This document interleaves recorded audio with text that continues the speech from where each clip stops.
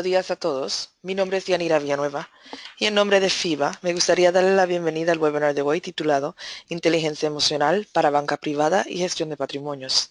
A medida que nos preparamos para comenzar nuestro webcast hoy, les recordamos a nuestros alumnados de FIBA AMLCA y CPAML que esta sesión califica para créditos de educación continua. También nos gustaría invitarla a asistir a la conferencia de FIBA de Wealth que se llevará a cabo el 5 al 6 de mayo en Miami, Florida, donde también recibirán créditos de educación continua. Al asistir a este webinar te asegura un descuento especial para la conferencia. Por favor visite a www.fibawealthmanagement.com donde podrás ver más información. Y ahora me complace en presentar nuestra panelista, Mónica Hernández, quien es la directora general y fundadora de The Client Academy, una consultoría de recursos humanos especializada en desarrollar habilidades de gestión de la relación con clientes y liderazgo para el sector de banca privada y gestión de patrimonios. Mónica tiene 22 años de experiencia en relaciones con clientes basadas en la confianza, principalmente en banca y consultoría. Tiene una licenciatura en psicología por la Universidad de Cambridge en Inglaterra, un MBA por London Business School y un BA en Ciencias Empresariales Internacionales por la Universidad Pontificia de Comillas en Madrid. Antes de reconvertirse al mundo de psicología y formación en 2003, Mónica era Senior Manager para el sector financiero en KPMG UK y anteriormente banquera en Barclays Bank. Mónica, la audiencia es suya. Muy bien, muchísimas gracias, Yanira. Buenos días a todos. Lo primero, comprobar que me escuchan bien. Yanira, ¿se me escucha bien? Loud and clear. Sí. Yes. Perfecto. Muy bien. Pues darles las gracias por venir al webinar. Este webinar es la versión en español de uno que ya hicimos el 22 de marzo. Y es curioso ver que en marzo tuvimos a 95 participantes y para el webinar en español tenemos a 180 personas apuntadas. O sea que parece que el interés en habla hispana y la relevancia de FIBA para todo el mundo bancario en Latinoamérica es importante. Continuando con la invitación de Yanira al FIBA Wealth Management Forum, les puedo decir, yo estaba atendiendo a este fórum, he estado asistiendo desde que empezó hace 4 años y la verdad es que siempre lo he encontrado una conferencia pues muy interesante, tanto por los conocimientos y las mejores prácticas que uno encuentra en este foro como por la oportunidad de hacer networking con los compañeros. O sea que si pueden, realmente se los recomiendo que vengan a Miami el 5 y 6 de mayo. Yo casualmente hoy estoy en Panamá, me estoy conectando desde Panamá y bueno, aunque voy bastante a Miami también. Entonces vamos a empezar el webinar sobre inteligencia emocional para banca privada y gestión de patrimonios. Lo primero, les comento muy brevemente quién soy. Como decía Yanira, tengo 23 años de experiencia en relaciones con clientes y en ventas. Empecé en el mundo de la banca, en Barclays Bank, en el año 93 en Inglaterra, y después de varios años donde trabajé tanto en banca privada como también en banca corporativa, pasé a KPMG, donde fui Senior Manager para el sector financiero, llevando proyectos internacionales desde Londres, en Inglaterra. La empresa de Client Academy, su sede está en Londres, aunque yo sea española. Allí es donde, además de mí, tengo otros 3 formadores, pero tenemos oficina en Madrid. Yo vivo entre Madrid y Londres, y en Panamá desde el 2013 abrimos aquí una oficina y desde la oficina de Panamá servimos a toda Latinoamérica. Hacemos 4 cosas principales, que son atención al cliente, ventas basadas en la confianza, o sea, ventas complicadas como es banca privada, habilidades de consultoría, o sea, cuando un especialista tiene que ser más bien un asesor para sus clientes. Lo hacemos bastante con departamentos de back office de bancos, como puede ser contabilidad, como puede ser tecnología o recursos humanos, y cómo traer esa filosofía de servicio al cliente, atención al cliente, asesoría al cliente. Y por último, Liderazgo. Y dentro del liderazgo es donde se sienta toda esta disciplina de inteligencia emocional que nos hace acercarnos a nuestro cliente y tener culturas más centradas en el cliente. Muy bien. Estos son algunos de nuestros clientes, específicamente en el sector de Wealth Management, como Lloyds, como Santander, banca privada, como SunTrust, como Banvivienda, Metrobank, bueno, Bladex no, Bladex es corporativo, Serfinco, que son gestores en riqueza colombianos, TD Direct Investing en Luxemburgo. ¿Por qué la inteligencia emocional es importante, es especialmente importante en la gestión de patrimonios?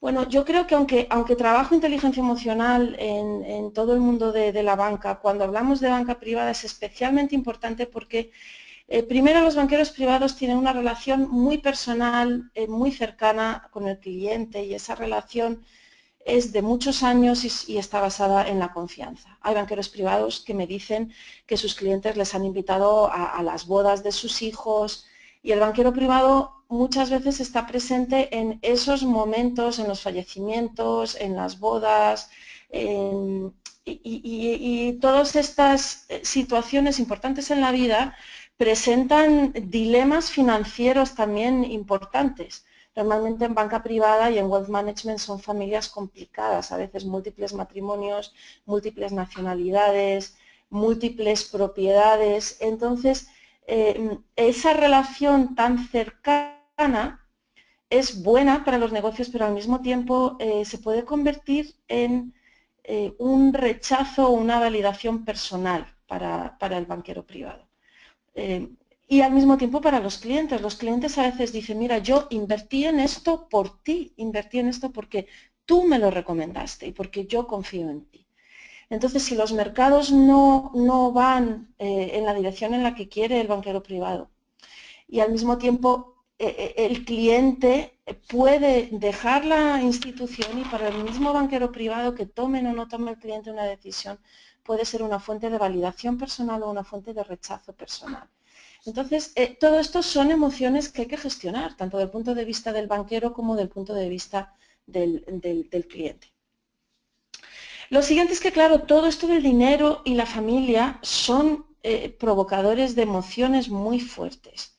Entonces, si el banquero privado es emocionalmente inteligente y es un modelo delante del cliente para gestionar sus propias emociones, eso hace que para el cliente propio vea este ejemplo y le resulte más fácil gestionar sus propias emociones.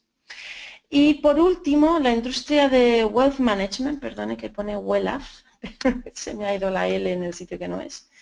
La industria de Wealth Management está en un proceso de cambio importante. Tiene una competencia muy intensa, sobre todo ahora con todas estas empresas de FinTech. Cambios regulatorios muy importantes, miren todo lo que ha pasado con los papeles de Panamá.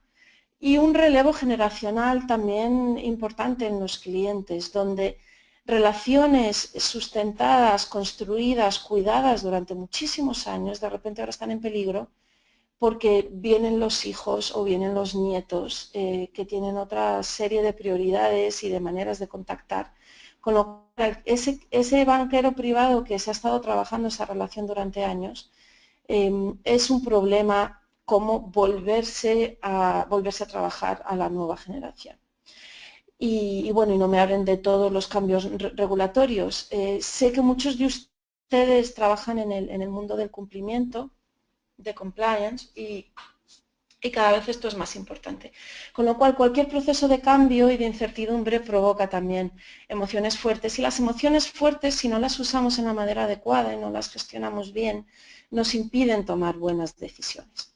Así que vamos a ver, con este trasfondo y este contexto donde está claro que la inteligencia emocional es importante, qué es y cómo la podemos utilizar. La inteligencia emocional es la capacidad de leer nuestras emociones, así como las emociones de los demás, y utilizar esa información para manejar las emociones y guiar nuestras conductas hacia el mejor resultado según la situación.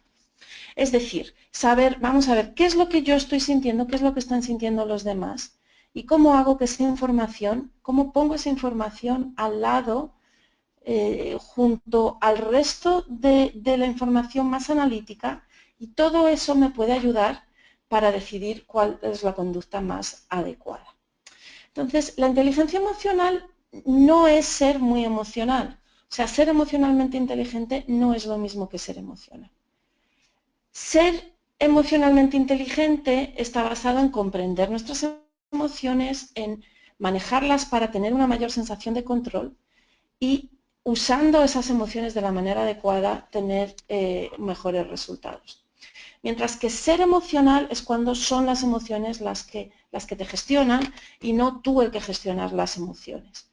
Y eso lleva normalmente a una sensación de confusión, a una falta de control y a unos resultados que no queremos. Teníamos buenas intenciones, pero esas emociones nos han descarrilado y nos llevan a sitios donde no queremos ir.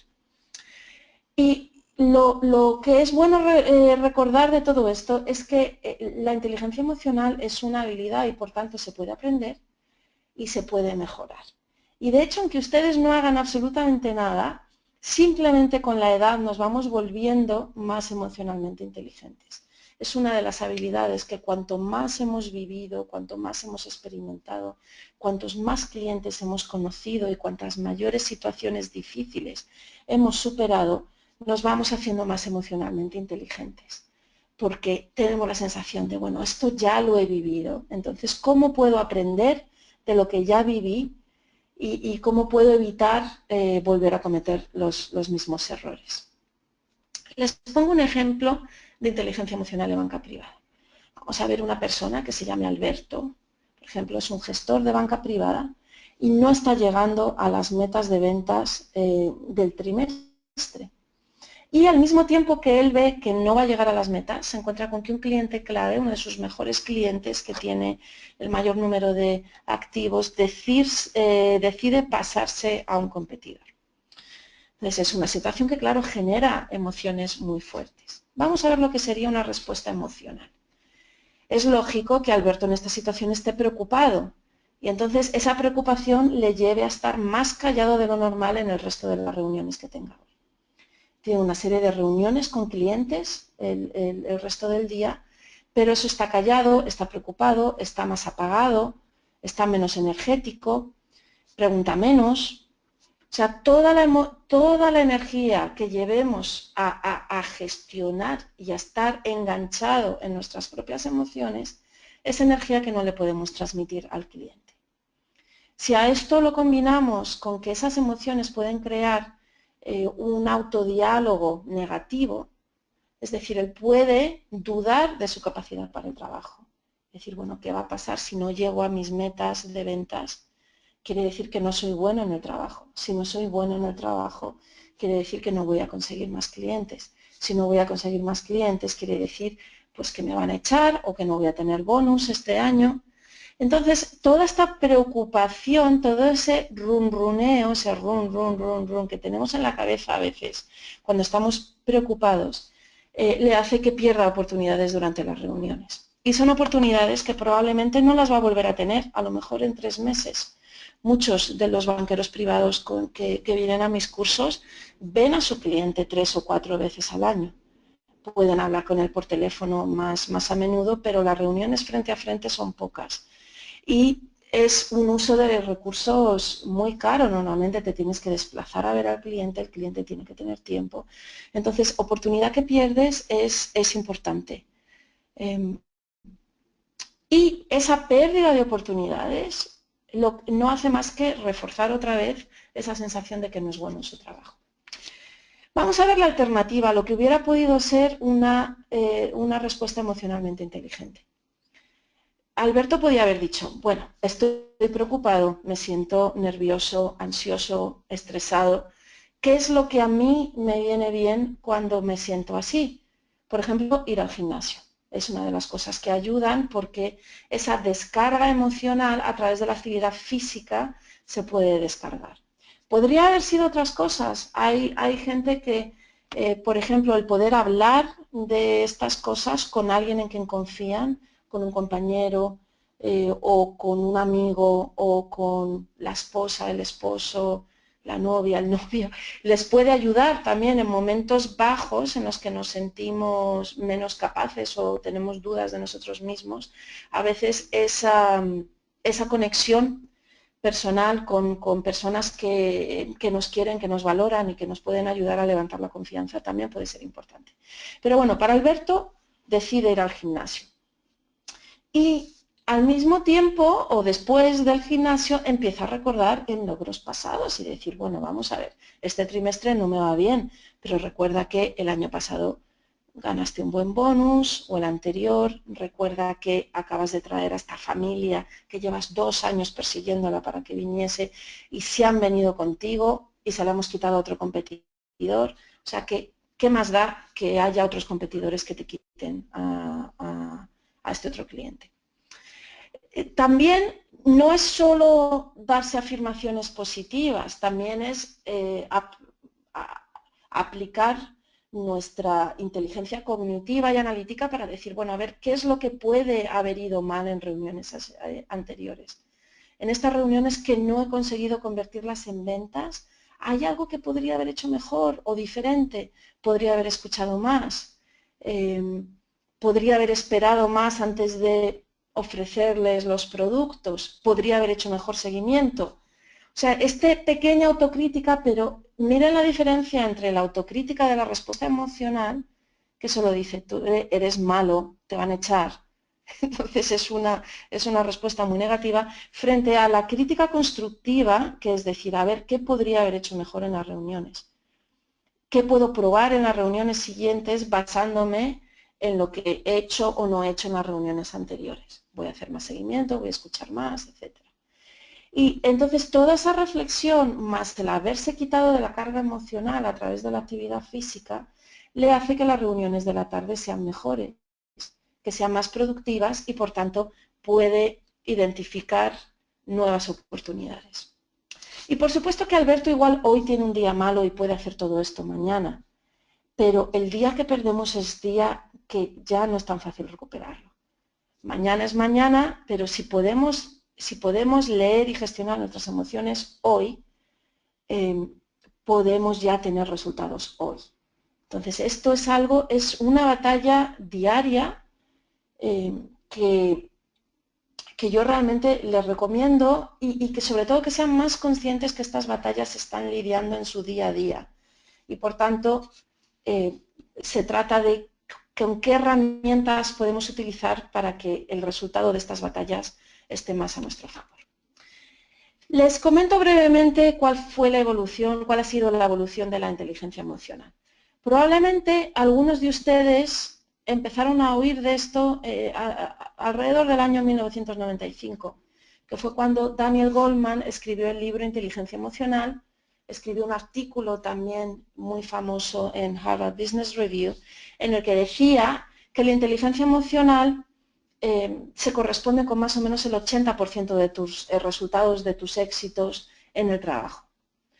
Y que aunque en la escuela nos dicen y cultivan solo la inteligencia cognitiva, analítica, realmente cuando vemos el mundo del trabajo y el mundo de la vida, Goleman decía que eso solamente contribuye más o menos en un 20% de nuestro futuro y que el otro 80% depende de las relaciones que consigamos, de cómo nos gestionamos a nosotros mismos, cómo gestionamos las relaciones, cómo nos mantenemos optimistas y seguimos luchando entre las dificultades, en fin, todo eso, toda esa serie de habilidades se les llamó inteligencia emocional. Pero esto no era nuevo, de hecho ya desde los tiempos de Aristóteles se hablaba de las habilidades de carácter, que es el precursor de la inteligencia emocional. Yo creo que todos conocemos, no sé ustedes, yo recientemente tuve los 25 años del equivalente al high school, es lo que en España le llamábamos el CO, el curso de orientación universitaria, que es lo que hacemos justo antes de ir a la universidad. Y bueno, pues tuve la reunión de los 25 años y siempre ves a a chicos y chicas, ya hombres y mujeres, que eran buenísimos en el periodo de la escuela, eran muy buenos estudiantes, eran las personas que todos creíamos que iban a hacer grandes cosas en su vida. No necesariamente se ha traducido eso, ¿verdad?, en buenos trabajos, en más dinero, en más éxito en la vida. Y siempre hay alguien que te sorprende, alguien que eran verdaderos desastres en la escuela, pero que sin embargo, pues luego esa parte que tenían a lo mejor pues de iconoclasta y además de que eran encantadores, se llevaban muy bien con todo el mundo, eran populares, pues luego se ha traducido en que han montado una gran empresa o de alguna manera o están en una empresa grande pero han conseguido que parecía que no eran buenos para los estudios, pero son muy buenos para el trabajo. Entonces, esto ha existido desde siempre y partes de esas cualidades es lo que llamamos inteligencia emocional. Ya desde los años 80 se empezó a hablar de inteligencia emocional dentro del mundo de la psicología como algo importante. Howard Gardner es un psicólogo americano que habló de que teníamos inteligencias múltiples y que no teníamos que prestar atención solo a la inteligencia analítica y cognitiva, sino que había otras inteligencias. Por ejemplo, habló de la inteligencia kinestética, que es tocar las cosas, que son las que te puede tener pues un escultor, un fontanero, un ebanista, gente que trabaja con las manos, tienen un tipo de inteligencia. Un tipo de inteligencia táctil. También inteligencia musical. El cerebro funciona de una manera diferente ante el lenguaje musical, cómo coordinarse con otros músicos, cómo transmitir emociones a través de la música. También él habló de inteligencia visual, si pensamos en los arquitectos, en los diseñadores de interiores, en los pintores, tienen que tener esa inteligencia que es más de visual, de entender el espacio y de saber cómo utilizarlo. Y él habló de una inteligencia social, que es esa especie de sexto sentido de saber qué decir, cómo decirlo en cada situación y tener ese don de gentes, lo que normalmente se llamaba el don de gentes. Entonces Howard Gardner habló de inteligencia social. Reuven Bar-On es un psicólogo israelí que más o menos en la misma altura estaba trabajando en la idea de cómo nos recuperamos de las cosas malas que nos pasan. Y él decía, ¿por qué hay gente que se recupera más rápidamente? Hay gente que es capaz de hacer frente al estrés y a las dificultades mejor que otras. Entonces, esa parte de nuestro bienestar y nuestra resiliencia también está inherente en la inteligencia emocional de hoy en día.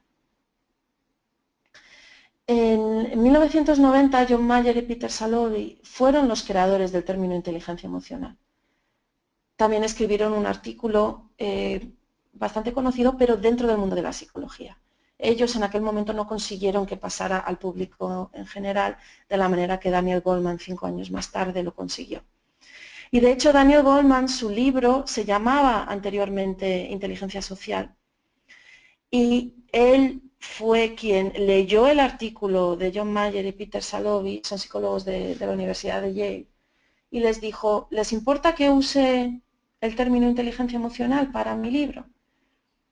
Y John Mayer y Peter Salovey dijeron, sí, claro. Saben que entre académicos normalmente suelen ser bastante generosos con estas cosas.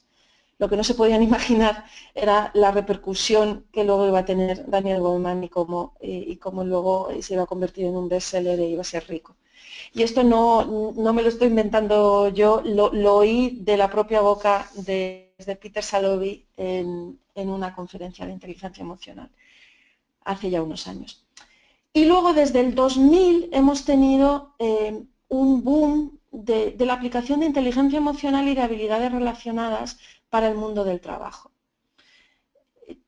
Todo ello está dentro de una rama de la psicología que se llama psicología positiva, de la cual el padre es Martin Seligman, también un psicólogo americano de la Universidad de Pensilvania y un antiguo presidente de la Asociación de Psicólogos Americanos.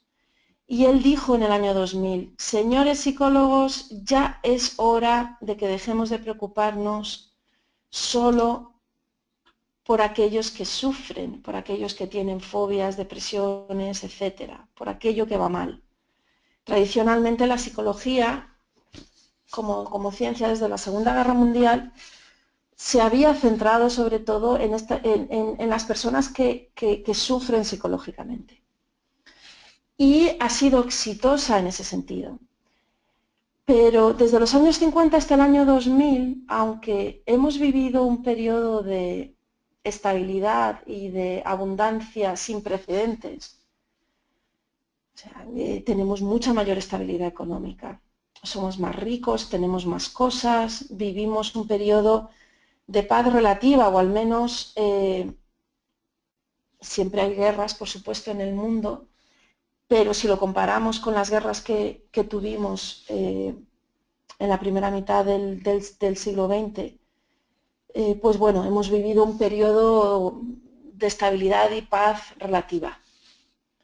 Pero todo ello no nos ha hecho más felices. O sea, cuando se ven los índices de felicidad y de satisfacción con la vida, la gente en estos 50 años está igual de contento o igual de descontento, igual de feliz o igual de infeliz que estaba en los años 50.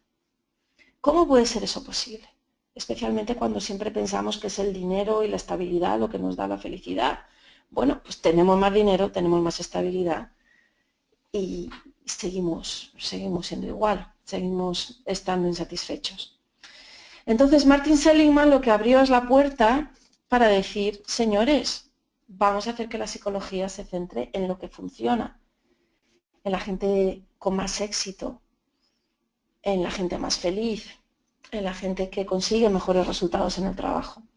Y entonces, inteligencia emocional, y les puedo decir muchos de los proyectos que yo hago de inteligencia emocional son alrededor de esto, es decir, a ver, ¿quién está funcionando bien en tu empresa, en tu banco? ¿Quién tiene los mejores resultados? Y vamos a ver cómo podemos clonar ese éxito a través de inteligencia emocional. Ver a ver qué palancas hay que mover para conseguir esos mejores resultados. La herramienta que yo suelo usar, aunque estoy certificada en 3 herramientas de inteligencia emocional, me certifiqué con Mayer y Salovey en la suya, que se llama Mesquite, y es una herramienta estupenda, pero no es tan aplicable para el trabajo. La que yo uso en el mundo del trabajo, porque te da un informe de 20 páginas muy completo y las interpretaciones están centradas específicamente en el trabajo, es una basada en el trabajo de Reuven Bar-On, ese psicólogo israelí que decía antes, y el test lo publicó una empresa que se llama Multi Health Systems. Y si quieren leer un libro sobre inteligencia emocional muy centrado en el trabajo y en el y en las cosas que vamos a hablar hoy en el webinar, les recomiendo este, se llama The EQ Edge. Desafortunadamente no está en español, está solo en inglés, pero habla de los 15 elementos que vamos a cubrir durante este webinar y los pone en el contexto del trabajo. Y este test que yo uso, el EQI 2.0, es el test de inteligencia emocional más usado y más validado en el mundo. Los componentes son estos. Hay cinco áreas, que es la percepción de uno mismo, la expresión de uno mismo, la parte interpersonal, la toma de decisiones y la gestión del estrés. Y vamos a ver que cada una tiene 3 partes. Entonces, ¿en qué consisten estas 5 partes? La percepción de uno mismo consiste en entender las emociones. Es decir, las personas con alta inteligencia emocional son aquellas que son capaces de entenderse, comprenderse a ellos y aceptarse y también comprender las emociones que están sintiendo y lo que significan. Luego, una vez que se han entendido y comprendido, es cómo se expresan y si esa expresión de las emociones es adecuada para la situación. La parte interpersonal es cómo ayudan, cómo usan esas emociones para construir y mantener relaciones de satisfacción mutua con otros. La cuarta parte es cómo usan esas emociones para tomar mejores decisiones.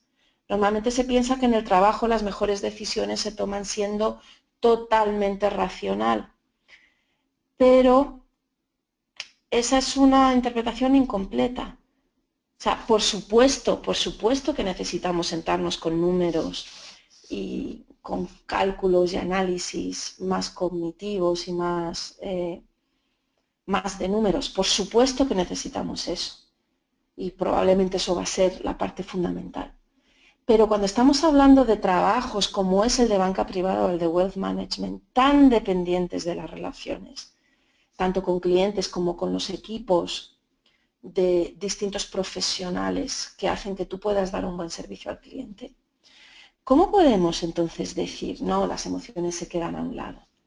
Estamos negándonos una parte tan relevante de nuestro trabajo que realmente, lejos de ayudarnos a tomar mejores decisiones, dejar las emociones de lado nos hace tomar peores decisiones.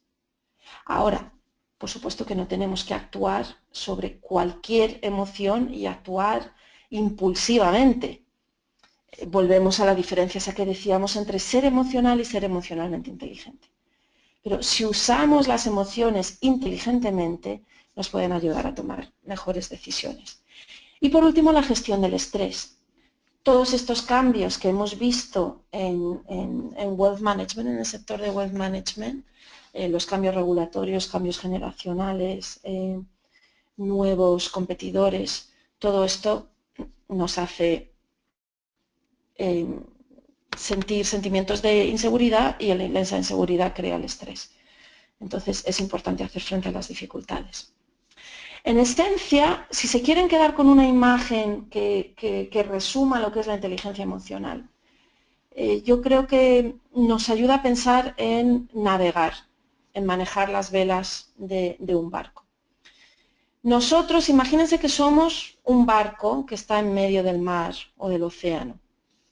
Este mar son nuestras circunstancias y ese mar puede estar más revuelto o puede estar más calmado.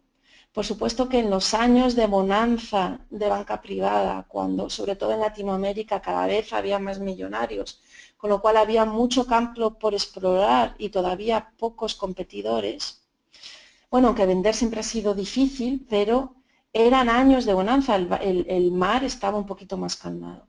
Pero hoy en día el sector, el mar, está mucho más complicado.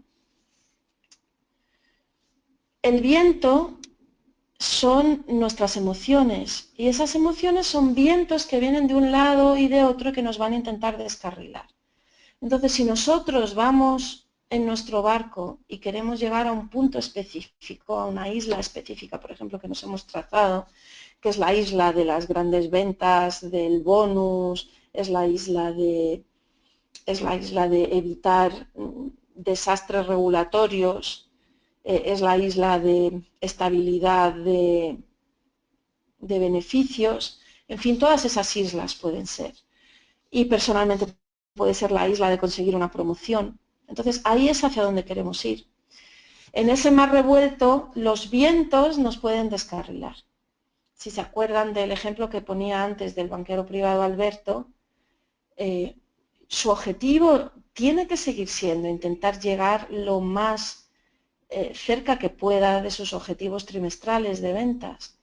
Y entonces esos vientos que tiene de duda interna, de falta de confianza, lo que están haciendo es descarrilarle y llevarle hacia otro lado.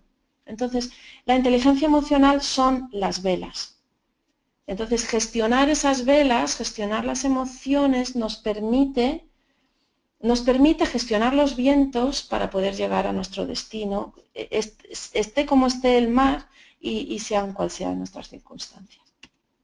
Muy bien, pues ya que he intentado hasta ahora explicar qué es la inteligencia emocional, ponerlo en contexto del sector de wealth management, ahora en la segunda mitad del webinar vamos a entrar en detalle en estas 5 áreas de inteligencia emocional y las 15 subescalas. Perdón, que se me ha ido, un segundito. Vamos a volver a ello.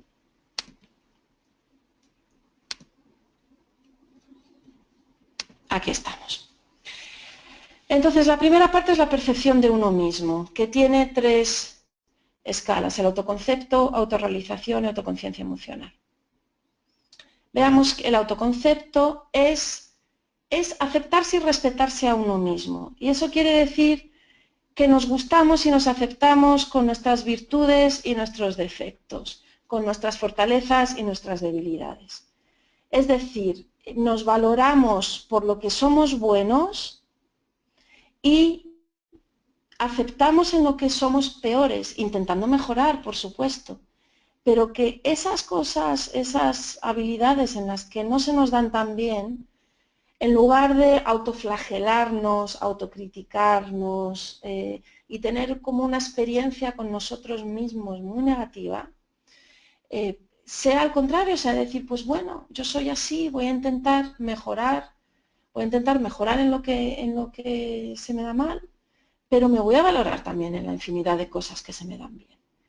Y eso nos lleva a una fortaleza interior y a una confianza con nosotros mismos.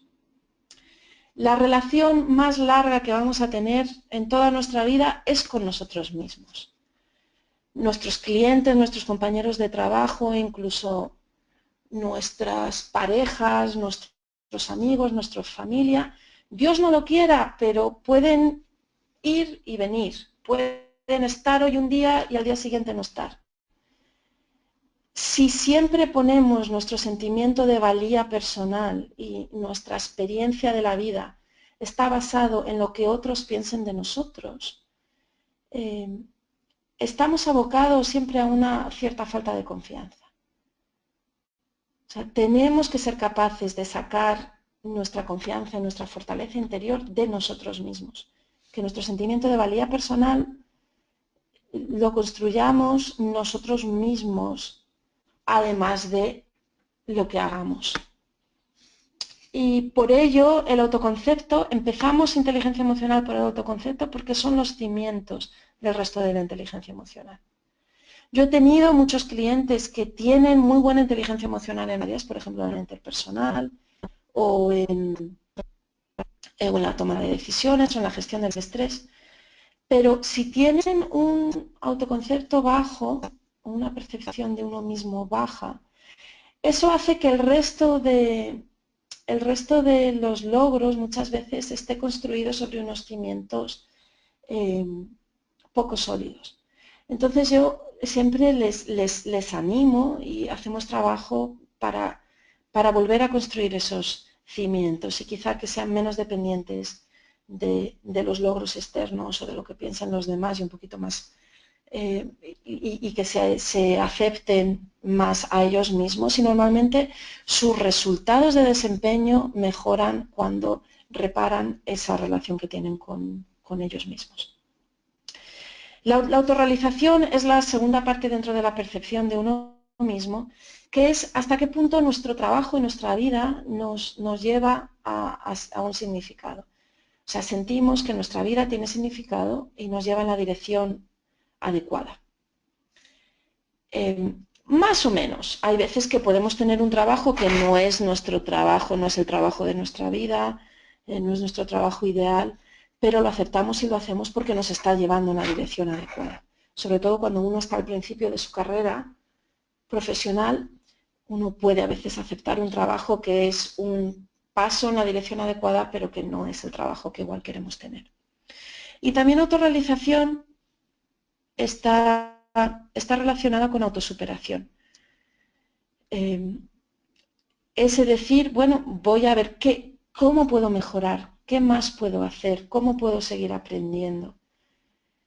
Y eso normalmente se reporta en mejores resultados para uno mismo y también para nuestros clientes, porque siempre sigues buscando cómo hacerlo mejor.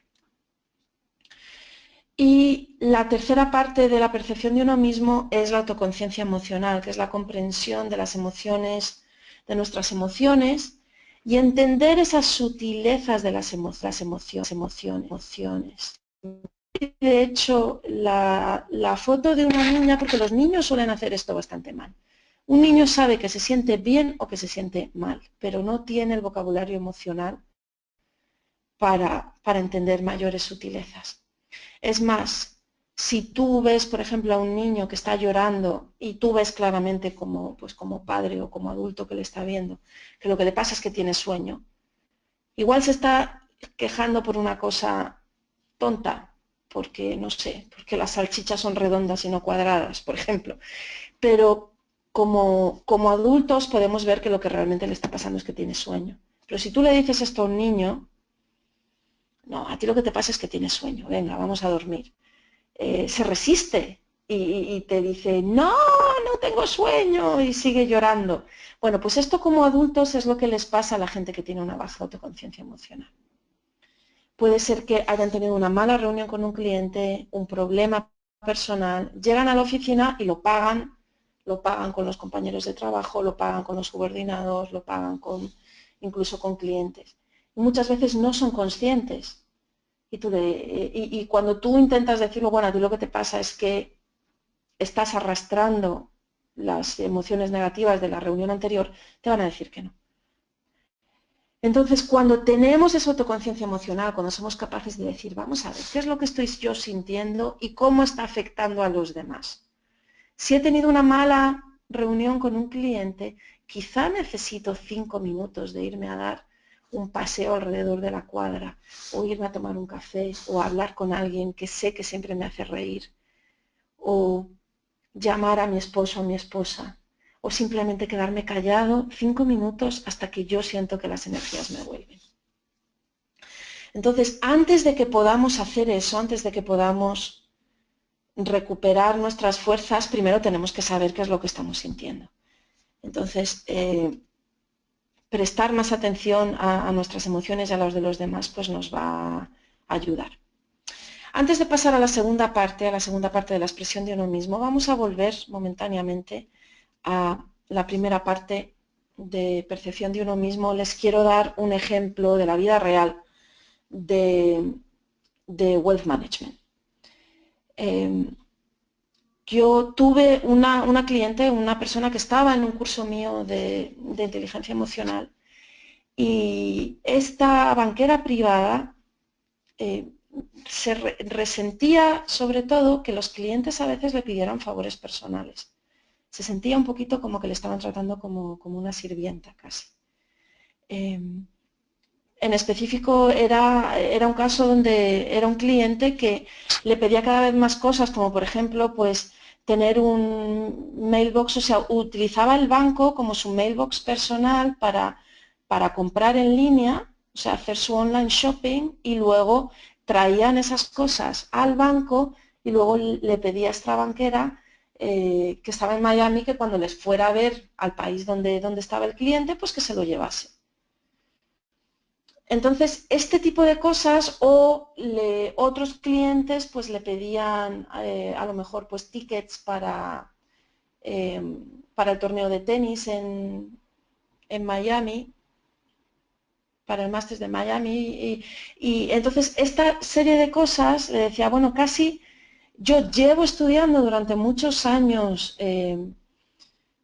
cómo gestionar portafolios, inversiones financieras, soy una persona altamente profesional, que tengo muchos conocimientos, ¿por qué me están tratando prácticamente como una sirvienta?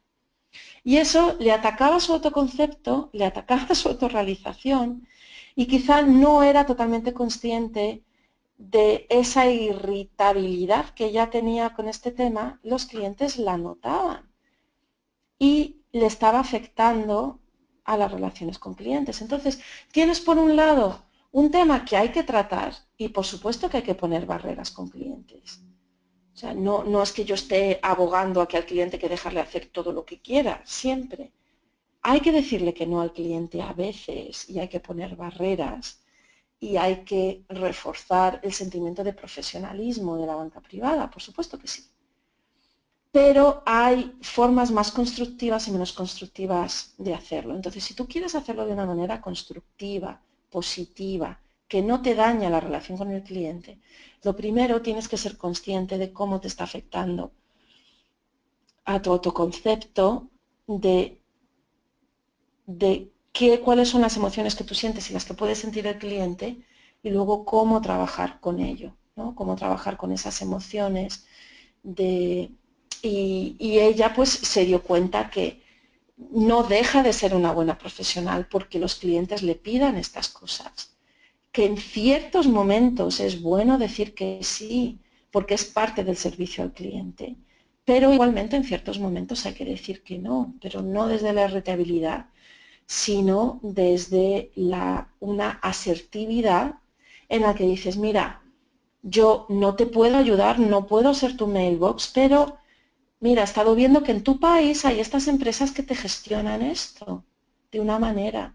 Entonces, puedes llamarlas, les he llamado yo, hay una señorita que se llama, como sea, este es su nombre, entonces si la llamas, como yo ya he hablado con ella, sabe perfectamente qué es lo que necesitas. De esa manera, con una llamada tuya que te ha llevado 5 minutos, te quitas a lo mejor irritabilidad y problemas que has tenido durante meses. Eso es ser emocionalmente inteligente en el área de percepción de uno mismo. Bien, vamos a pasar a la segunda parte de la inteligencia emocional, que es la expresión de uno mismo.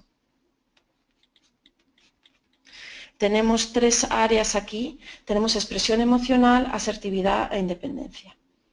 La expresión emocional es bueno, todas esas emociones que tú estás sintiendo, si eres capaz de expresarlas abiertamente de la manera más adecuada. Y esto es importante para un negocio basado en la confianza como es la banca privada, porque siempre es mucho más fácil confiar en alguien expresivo que en alguien no expresivo. Es como que cuando vemos que podemos leer a una persona, nos dice, bien, sé lo que sienten, más o menos, puedo leer si le gusto, no le gusto, si puedo confiar, si no puedo confiar. También está la asertividad, que la hablábamos también en el ejemplo anterior. Y la asertividad es comunicar aquello que piensas de una manera clara pero no ofensiva. En la asertividad tenemos el equilibrio entre 2 fuerzas, que es el coraje de decir lo que tenemos que decir, pero al mismo tiempo la consideración para hacerlo de una manera respetuosa. Si tenemos mucho coraje y mucha valentía para decir las verdades que hay que decir, pero poca consideración, nos convertiremos en agresivos. Y si tenemos mucha consideración hacia el otro, pero poca claridad o poco coraje, vamos a dar muchas vueltas en lo que decimos y no le va a quedar claro al otro cuál es el mensaje. Entonces, asertividad consiste en estar en medio de esto. Y por último tenemos independencia dentro de la parte de expresión, porque es ser libre de la dependencia emocional de otros y poder realizar de manera autónoma en nuestro trabajo, tomando decisiones, planificando, sin depender de lo que piensan los otros. Es decir, me puedo yo expresar aunque haya gente que no le guste lo que hago. Me puedo yo expresar y puedo hacer lo que tengo que hacer sin saber qué es lo que van a hacer los otros. Esa es prueba de independencia. Normalmente la independencia está relacionada con el autoconcepto que hablábamos antes. Entonces, estas son las 3 áreas de expresión de uno mismo. Les pongo un ejemplo de la vida real en el sector de wealth management. Banqueros, el área de asertividad es muy importante a la hora de negociar con clientes. Como les mencionaba antes, a un cliente tú a veces le tienes que decir que no. O sea, el cliente siempre, por supuesto, va a intentar negociar mejores precios y mayores servicios y prestaciones. Y habrá cosas que tú estés dispuesto a hacer y habrá cosas que a lo mejor no puedas hacer. Si lo trasladamos al área de cumplimiento, por ejemplo, pues hombre, por supuesto que a los clientes les gustaría que no les preguntases nada, porque están hablando de cosas muy privadas, de su familia y de su dinero, pero hay ciertas cosas que no son negociables. Entonces, decirlo de una manera asertiva quiere decir, bueno, ¿cómo busco yo la forma más constructiva de no provocar emociones negativas en mi cliente, como puede decir, pero bueno, ¿quién eres tú para preguntarme esto? ¿O por qué lo necesitas? O sea, que no eliciten desconfianza en el cliente, pero al mismo tiempo tú puedas cumplir con lo que tienes que cumplir y puedas decir que no. Y normalmente eso pasa por reconocer, mire, yo entiendo que esto le puede resultar un poco extraño que le pregunte esto, pero mire, yo le explico, lo necesito para esto y para esto. O sí, mire, yo entiendo que claro que para usted es importante negociar los precios y es importante que no le cobremos más de esto. Entiendo que otro banco le esté dando un precio más bajo, pero luego de una manera asertiva que tú puedas, o sea, si vas a ceder, y yo siempre recomiendo que si puedes cedas con el cliente, al menos intentes llevar algo a cambio. Es decir, mire, yo entiendo que usted me pida esto si el otro banco le está ofreciendo un precio más bajo. Yo se lo puedo plantear a mis jefes. Lo único, mire, ¿qué me podría dar o qué otros activos podríamos traer para yo poder argumentar esto con mis jefes? Entonces así estás siendo asertivo, estás diciendo un semi no o estás diciendo un sí condicional. Mire, sí que le puedo dar lo que pide, pero usted me tiene que dar algo a cambio, o en el caso de cumplimiento es un no, pero explicado. Mire, no puedo, tengo que preguntarle esto y no me lo puedo saltar por alto, pero le voy a explicar por qué y le voy a explicar qué es lo que hace esta información y qué pasaría si no la preguntáramos. Entonces, todo eso, por ejemplo, son maneras de aplicar, sobre todo asertividad al mismo tiempo que somos más expresivos y al mismo tiempo que generamos una cierta independencia y no estamos tan preocupados de lo que el cliente va a pensar, lo que va a decir. O sea, estamos preocupados por lo que el cliente va a pensar, pero no necesariamente aceptamos esas emociones negativas. Intentamos darles la vuelta y decir, bueno, si el cliente se va a sentir así, se va a sentir mal, ¿cómo le puedo yo hacer sentirse bien? ¿Cómo puedo yo trabajar con esas emociones? Pasamos a la tercera parte, entonces, que es la parte interpersonal. Que quizá esto es lo que seguro que la mayoría de ustedes siempre ha entendido más como inteligencia emocional, ¿verdad? El crear buenas relaciones interpersonales, en tener empatía. Bueno, es una de 5 partes. Como ven, el tener don de gentes y construir relaciones, además de ser esta parte, hay otras 4 que también nos ayudan. Entonces aquí hay 3 subescalas. Tenemos relaciones interpersonales, empatía y responsabilidad social. Relaciones interpersonales es hasta qué punto somos capaces de construir y mantener relaciones satisfactorias dentro y fuera del trabajo. Y aquí es donde el networking es importante, incluso si ustedes no están en el tipo de trabajos dependientes de la venta. Desde luego, para el que esté en venta, sus nuevos clientes pueden venir de cualquiera de las relaciones que uno tiene. Yo les digo, yo vivo de lo que vendo, al fin y al cabo, de lo que consigo vender para The Client Academy. Doy cursos de ventas, además de inteligencia emocional. Y yo diría, bueno, lo primero, el 80% de mis ventas vienen de relaciones que ya tengo, de clientes existentes que las he ido cultivando a lo largo de los años. Y las nuevas que me vienen suelen venir por recomendación. Soy una empresa pequeña y no puedo hacer mucho marketing. Entonces, al final, las relaciones es una manera de conseguir más ventas. Pero aunque ustedes no estén en ese mundo, aunque estén en mundos más de back office, es importante desde luego, para su carrera profesional y para darle un buen servicio a sus clientes también construir esas relaciones. Porque si mantienen el abanico de relaciones de trabajo, pues se enteran de lo que están haciendo sus compañeros y eso es una fuente de conocimientos para sus clientes. Se enteran también de posibles riesgos o posibles peligros que hay en el mercado. Entonces, todo eso les puede ayudar a su propia carrera profesional, pero también ayuda a sus clientes. La empatía es hasta qué punto somos capaces de ponernos en los zapatos del otro, ya sea un compañero de trabajo o sea un cliente. Es si podemos reconocer, comprender y apreciar cómo se sienten. Y esto es un poco la gasolina de las relaciones sociales. O sea, si tú tienes muchas relaciones sociales, pero poca empatía, esas relaciones están basadas en un contacto muy superficial y muy narcisista. Probablemente sean relaciones donde uno habla todo el rato y casi no escucha. Entonces, para que las relaciones sean satisfactorias tenemos que tener empatía. Y la empatía está muy relacionada con el estrés o la falta de estrés. Es decir, cuando estamos estresados, la empatía es una de las primeras cosas que desaparece, porque estamos en modo supervivencia en lugar de en empatía. Y luego, responsabilidad social no es responsabilidad social corporativa, aunque tiene que ver un poquito con eso. Se refiere a la disposición que tenemos a contribuir a los grupos a los que pertenecemos, ya sea mi departamento, ya sea la sociedad o ya sea el bienestar de otros.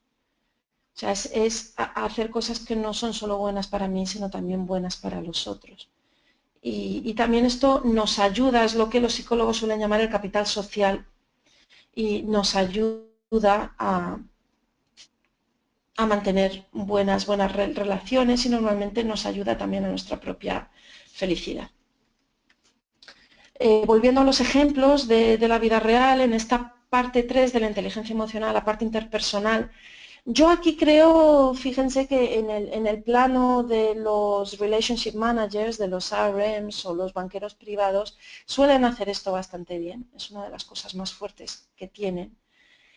Quizá un tema que yo he visto más a desarrollar es en responsabilidad social, fomentar más el trabajo en equipo. Los RMs suelen ser ese tipo de trabajo, puede ser muy solitario. Te pasas el día viajando, viendo a tus clientes, pero hoy en día para darle servicio a los clientes, sobre todo para los más high net worth, ultra high net worth, necesitas todo un elenco de profesionales, necesitas trabajar en equipo. Muchas veces con los wealth planners, con los real estate advisors, con la gente que hace los trusts, con family offices. Entonces todo eso, pues gente que no tenga desarrollado esa parte de los grupos o del trabajo en equipo puede sufrir un poquito más. Pasemos entonces a la cuarta parte. Voy a ir en la cuarta y en la quinta voy a ir un poquito más rápido porque soy consciente del tiempo, que son las 11:25.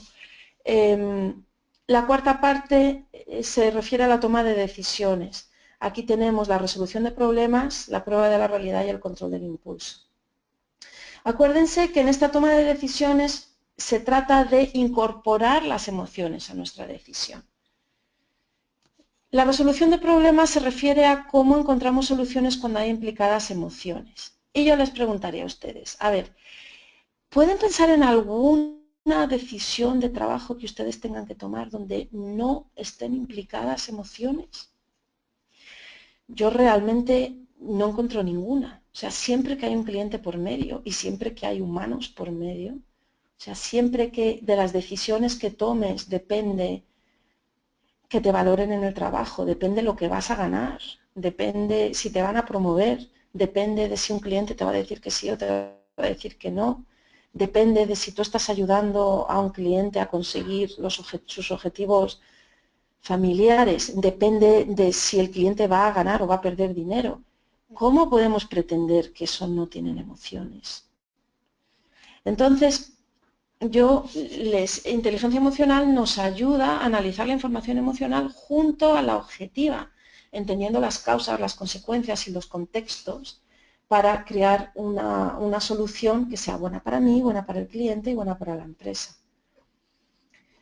Ahora, esto requiere que al procesar esa información seamos objetivos, o sea, estemos viendo las cosas tal y como son y no nos vayamos ni por el optimismo irresponsable ni por el catastrofismo desmedido.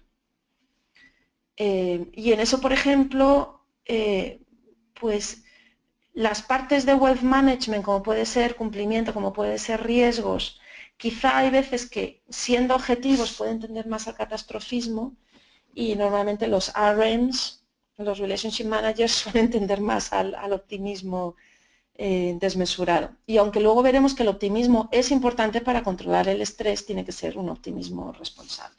O sea que la objetividad nos ayuda a tomar mejores decisiones. Y el control del impulso también es importante aquí a la hora de tomar decisiones, porque es si voy a tomar la decisión basada en lo que me apetece ahora o en lo que sé que es bueno para mí, para el cliente o para la empresa en el medio plazo. Entonces, para ello tenemos que ser capaces de resistir o de retrasar los impulsos de actuar, las tentaciones de ser excesivamente impulsivos. Como toma de decisiones, como ejemplo real de la toma de buenas y malas tomas de decisiones, pues yo creo que podemos tener todo lo que pasó en la crisis del 2008, todo el escándalo de Madoff, y cómo eso dañó la reputación de la industria de wealth management. Entonces, ¿cómo puede ser que gente que era tan analítica, tan buenos profesionales, se equivocaran de tal manera con Madoff o Madoff? No sé, yo creo que en Inglaterra le dicen Madoff, pero no lo sé. He oído también que hay gente que le llama Madoff. ¿Cómo puede ser? Yo creo que claramente ilustra una toma de decisiones que se hizo en parámetros muy analíticos, pero quizá dejaron de ver el rol de las emociones, ¿no? De cómo te dejas llevar por lo positivo y crees que algo que sigue creciendo, sigue creciendo, y no se preguntaron las preguntas que se tenían que hacer, viendo que eso era al final un esquema de la pirámide, era una estafa de la pirámide. Y por último vamos a la quinta parte de inteligencia emocional, que es la gestión del estrés. 3 subescalas aquí, que es la flexibilidad, la tolerancia al estrés y el optimismo. La flexibilidad se trata de cómo nos adaptamos, cómo adaptamos nuestras emociones, pensamientos y comportamientos, lo cual nos permite estresarnos menos. Cuantos más flexibles somos, menos nos estresamos. O sea, si siempre, por ejemplo, por poner un ejemplo sencillo, si siempre comemos a la misma hora, un día que tengamos que esperar porque hay una reunión con un cliente, lo vamos a sufrir más. Si cada día comemos a una hora distinta, vamos a ser más flexibles. La tolerancia al estrés es hasta qué punto somos capaces de mantener un equilibrio emocional ante el estrés. O sea, el estrés ya está aquí, ya no lo hemos podido evitar.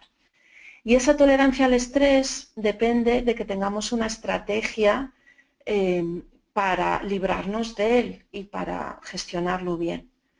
Y esa estrategia tiene que incluir algún tipo de actividad física. Yo realmente se lo recomiendo porque los síntomas de estrés son muy físicos. Nuestro sistema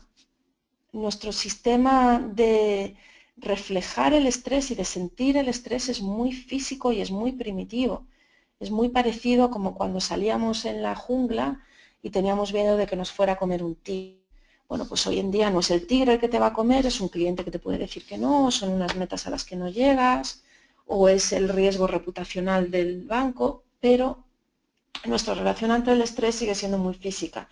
Por eso les recomiendo que todas sus estrategias para gestionar el estrés tengan un componente físico y eso les va a hacer aumentar su tolerancia. Y por último, el optimismo. Hay que tener actitud y perspectivas positivas ante la vida y eso nos reporta unos mejores resultados. O sea, cuando yo hago programas de inteligencia emocional en el que cruzo datos, puntuaciones de inteligencia emocional con desempeño, siempre me encuentro que los top performers suelen tener alta autorrealización y optimismo. Es decir, autorrealización, les gusta el trabajo que hacen, encuentran sentido en el trabajo que hacen, y optimismo, que les hace no tirar la toalla ante las dificultades. Pero también veíamos en el sentido, en la prueba de la realidad, en el elemento de prueba de realidad que estaba dentro de la toma de decisiones, que también en un optimismo irresponsable ese tampoco nos ayuda. O sea, es bueno que seamos optimistas, pero tiene que ser un optimismo basado en la realidad que vemos, pero con un cierto sesgo positivo. Y bueno, y con eso terminamos todo lo que es la presentación de la inteligencia emocional.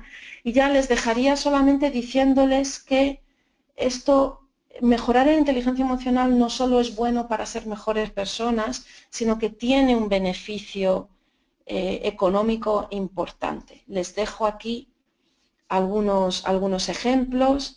En consultoría, los socios con alta inteligencia emocional venden más. En liderazgo, se hizo un estudio con los líderes de AT&T y el 90% de los top performers tenían inteligencia emocional alta. En Coca-Cola se pudo demostrar que haciendo un programa de mejora de inteligencia emocional se llegaba a superar los objetivos organizacionales de las personas que habían pasado por el programa, mientras que los que no habían pasado se quedaban cortos. Y en L'Oréal se vio que cuando a los comerciales se les seleccionaba por sus habilidades de inteligencia emocional, se reducía la rotación de personal.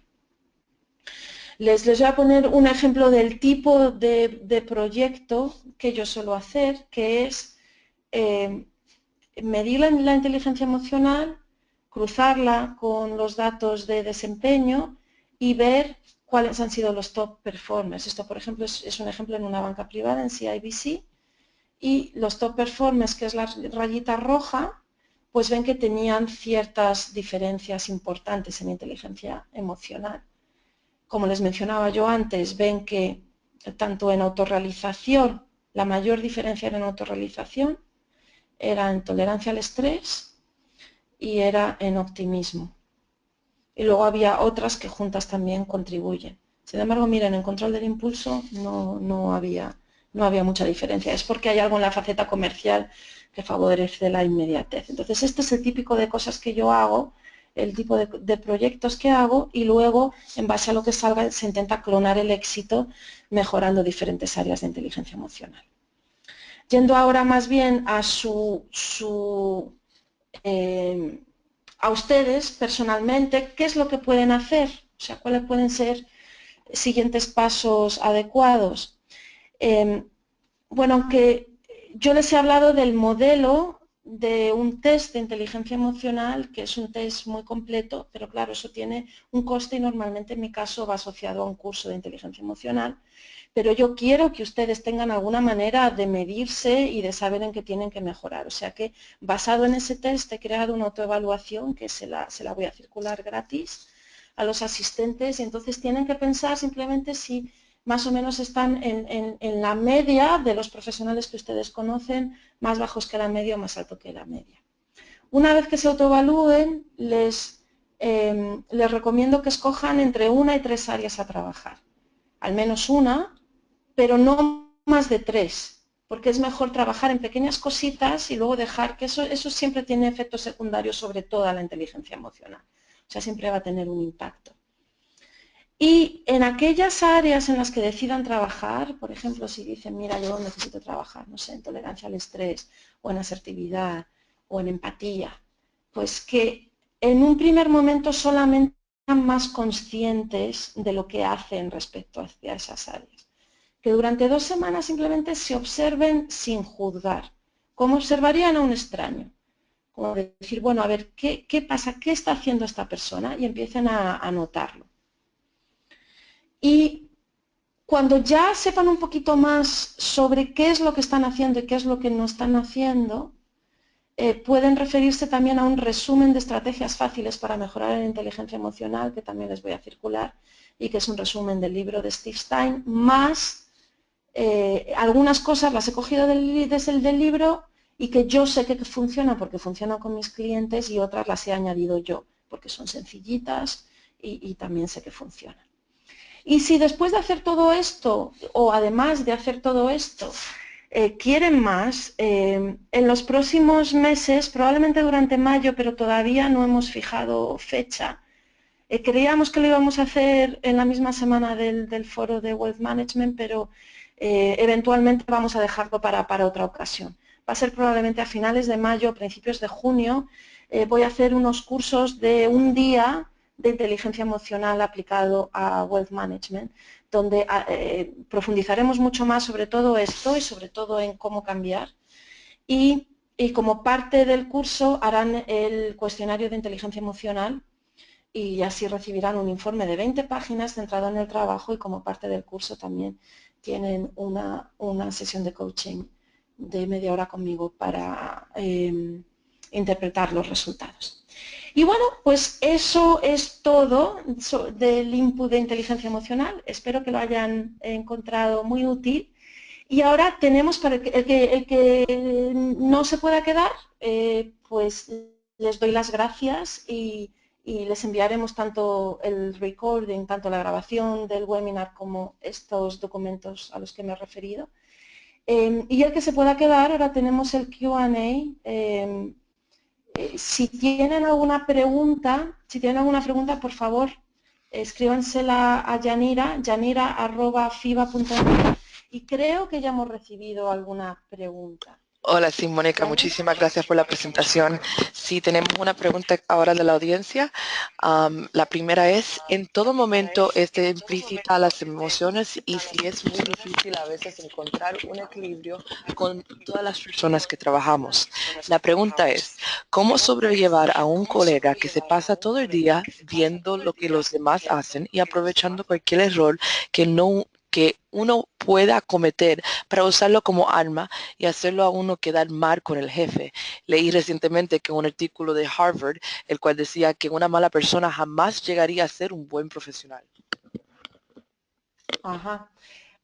Pues lo primero, quien haya hecho esta pregunta parece que viene desde la experiencia, así que lo primero, tener un poco de empatía contigo. ¿Qué situación más difícil, más complicada de sobrellevar? Yo creo que muchos de nosotros hemos estado en situaciones parecidas y la verdad es que es curioso cómo una persona te puede contribuir a veces a tanta infelicidad a su alrededor. Ojalá todo el mundo pudiera tener inteligencia emocional. Vamos a ver, lo ideal sería que esta persona recibiera un curso de inteligencia emocional, pero si no van a ir, tenemos que cambiar nosotros.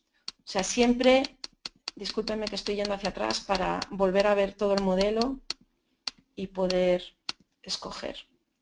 A ver, si la otra persona no cambia o no sabe cómo cambiar, o sea, nosotros tenemos que cambiar.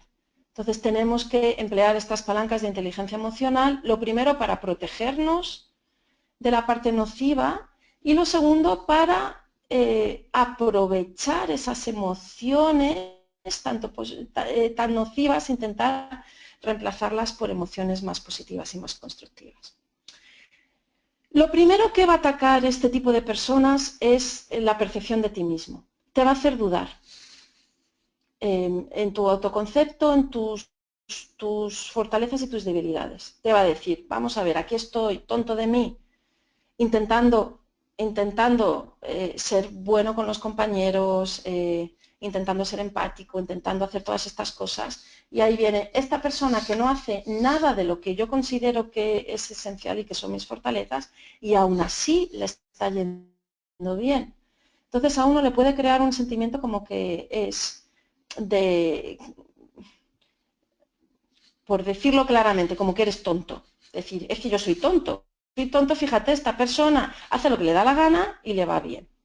Entonces, lo primero que tenemos que trabajar es nuestro propio autoconcepto y decir, bueno, puede ser que a esta persona le esté yendo bien, pero también todos sabemos que a largo plazo, o sea, si hay una cierta serie de comportamientos que son importantes para ti, que además son tus fortalezas y que tú crees en ellos y crees que eso es ser un buen profesional, no dejes de hacerlo porque esta persona los haga.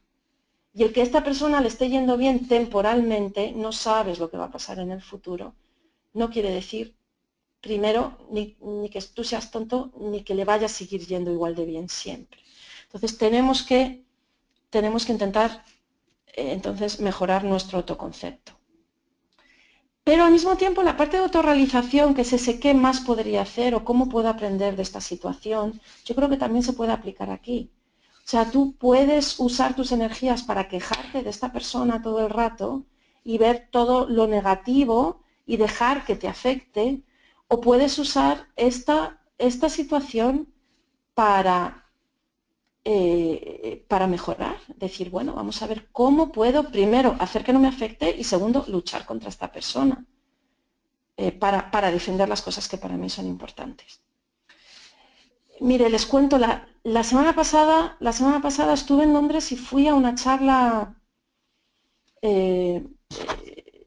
fui a una charla para los antiguos alumnos de la maestría de Expedia. Estaba con el director de marketing de hoteles.com, que es una marca de Expedia. Lo cual me extrañó lo primero porque yo me creía que eran compañías que competían. No sabía que era una marca, que hoteles.com es una marca de Expedia. Y lo segundo me extrañó cómo hacen para que dos empresas que están compitiendo en el mercado estén dentro de la misma empresa. ¿Por qué es eso? Y tal y como yo me lo pregunté, se lo preguntaron también otras personas. Y el director de marketing dijo, bueno, para nuestro CEO dice que para poder ser competitivos con nuestros competidores de verdad, con los de fuera, que en este caso era Booking.com, y también les preocupa Airbnb y cómo está creciendo Airbnb, dice, necesitamos tener nuestras dotes competitivas bien afiladas.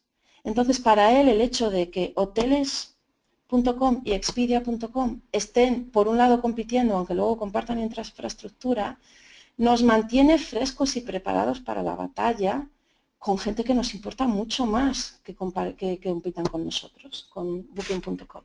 Y la verdad es que a mí esto me impactó bastante, porque eso es inteligencia emocional también, o sea, saber utilizar una situación negativa para ayudarte a mejorar. O sea, que igual este colega, este compañero que es poco profesional, que se aprovecha de las situaciones, que es una influencia oscura y nociva, te puede ayudar a mejorar.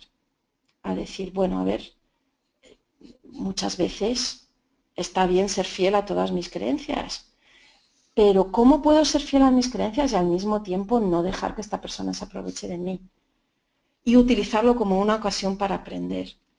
Y esto nos lleva a otro área que yo quería pasar, que era la de la asertividad. La gente a veces te trata como tú les dejes tratar. O sea, hay que ser valiente para afrontar las batallas que uno tiene que afrontar, pero al mismo tiempo hay que ser respetuoso. Por lo que me cuentas, esta persona no está siendo valiente porque lo está haciendo todo como oculto, se está aprovechando de una manera oculta y tampoco está siendo considerado. Creo que ahí tú puedes mostrar que hay otra manera de hacer las cosas siendo asertivo y comunicar perfectamente a esta persona, mira, esto es aceptable y esto no es aceptable, ya no habla con él o ella y decir, mira, he observado que has hecho esto, no me parece bien por esto y por esto y por esto y por esto. Creo que a lo mejor no eres consciente del impacto negativo que está teniendo por esto, por esto, por esto, por esto. Y entonces utilizar, no ser tan agresivo como él o como ella, pero al mismo tiempo tener esa asertividad. Y en todo esto, también yo recomendaría una pequeña empatía. ¿Por qué crees que está haciendo esta persona estos comportamientos nocivos? ¿Cómo le están beneficiando? Tener un poquito de empatía que no es para hacer lo mismo que él, pero simplemente para entender un poquito por qué funciona así esta persona. Y luego con todas esas emociones, pues tendrás que tomar, esto es un problema a resolver, es un problema a resolver. Por lo que comentas, sería un problema a resolver por el management. Pero si el management no lo resuelve, tú también tienes un problema, que es decir, ¿cómo hago que esta persona no me afecte?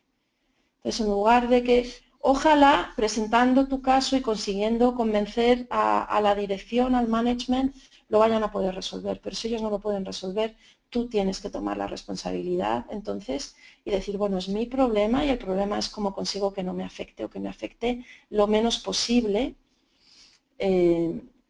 esta persona, lo cual nos lleva a la gestión del estrés, que es, vas a tener que aumentar tu tolerancia al estrés si esta persona trabaja muy cercana a ti. Entonces, es decir, bueno, ¿qué me ayuda a mí para poder catalizar ese estrés? Si me ayuda la parte física, si me ayuda a hablar con gente, si me ayuda a tener mis momentos de paz, si me ayuda a venir antes a la oficina o quedarme más tarde en momentos en la oficina que no esté esta persona, si hay ciertas reuniones que a lo mejor pues puedo o no ir o ir menos, porque si nos quedamos en esa ruminación continua de ¡ay, pero no me lo puedo creer, pero cómo ha podido hacer esto, pero cómo le dejan!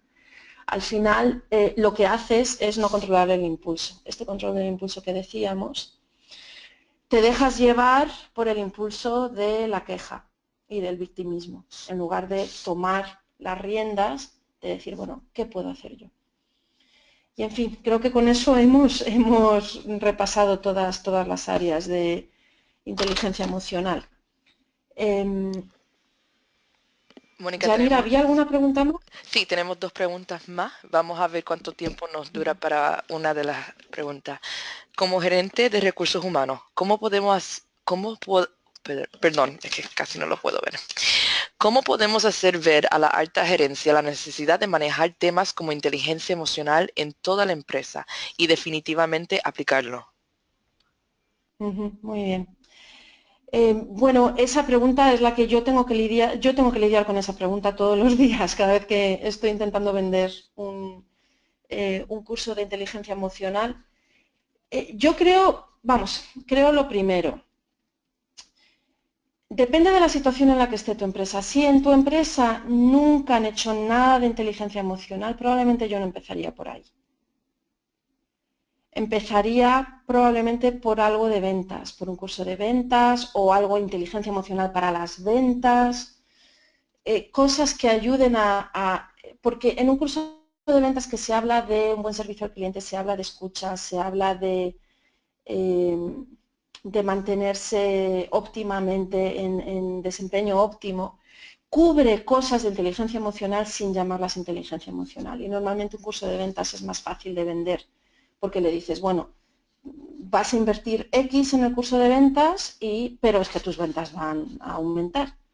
Entonces, si no han hecho nunca nada y es un entorno corporativo poco emocionalmente inteligente, probablemente yo empezaría por ahí y también miraría cómo se está midiendo el desempeño.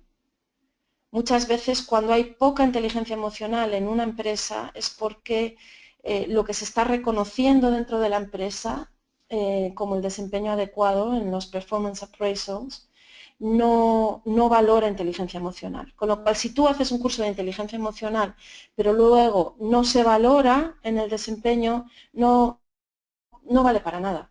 Porque haces el curso, pero luego los jefes no creen en ello, y al final se acaba muriendo. Entonces yo empezaría pensando, bueno, ¿cómo puedo elicitar algunos de estos comportamientos en ventas?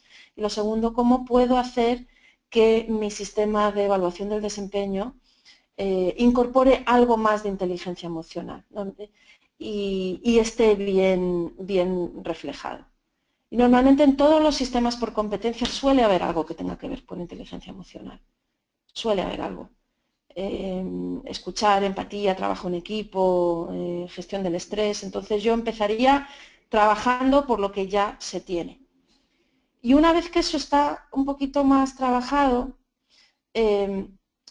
yo para entrar a hacer un curso de inteligencia emocional, que es la mejor manera de crear inteligencia emocional, suele pasar por dos cosas, porque haya alguien en el senior management que crea en esto, de verdad, porque lo haya leído, porque lo haya visto, porque ellos naturalmente tienen más inteligencia emocional. Entonces necesitas un sponsor dentro de la organización que crea en ello naturalmente, porque lo hayan visto y porque sepan que funciona.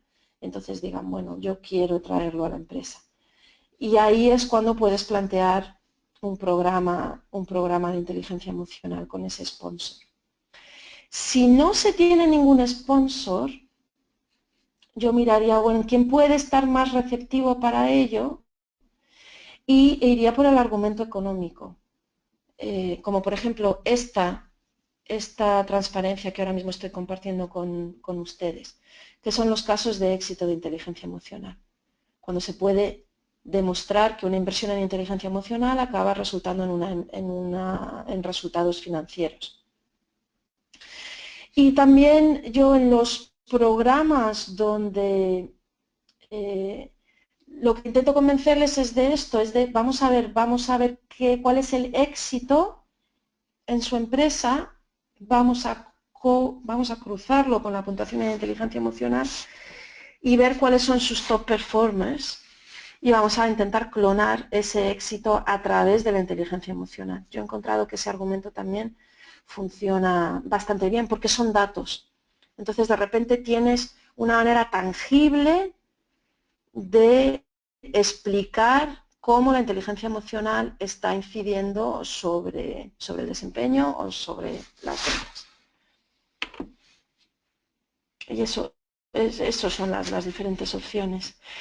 De todas formas, en estas preguntas, quien haya hecho estas preguntas, si quieren saber más o quieren tener una conversación personal conmigo, por favor pónganse en contacto directo. Mi email es monica.hernanz@theclientacademy.com o simplemente info@theclientacademy.com o conéctense conmigo en LinkedIn. Yo les acepto con mucho gusto la conexión y podemos iniciar una conversación a través de LinkedIn. Yanira, ¿tenemos alguna más? Bueno, Mónica, es que estamos cortos de tiempo. Estamos por el tiempo, Sí. ¿verdad? Yo creo que ya es hora de terminar ya. Les agradezco de verdad su paciencia porque era 1 hora para el webinar y luego un cuarto de hora para preguntas y respuestas y ya nos hemos pasado de ello. Como siempre, Mónica, muchísimas gracias por la presentación de hoy. Sé que para mí personalmente es de gran valor y muchas personas que se quedaron para las preguntas.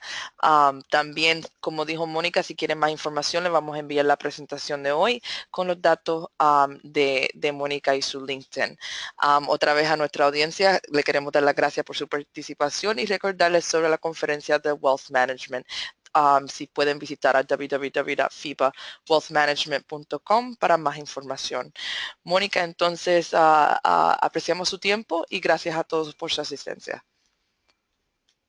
Gracias a todos, muchísimas gracias, siempre es un placer.